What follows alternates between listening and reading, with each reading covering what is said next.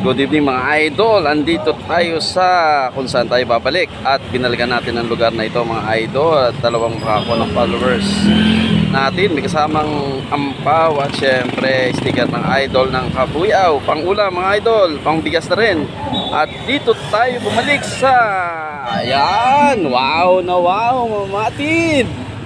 Kung sino po pinakamalapit dito, ayan, tapat ako ng card. Indo Grocer, yan. At syempre, andito ako sa tapat ng simbahan, yan. Andito ko ang motor ko, ayan. Kung sino po pinakamalapit, puntahan nyo na ang idol ng Kabuyaw dito. Kung sino pinakamalayo, huwag nyo nang puntahan at baka kayo maabala pa.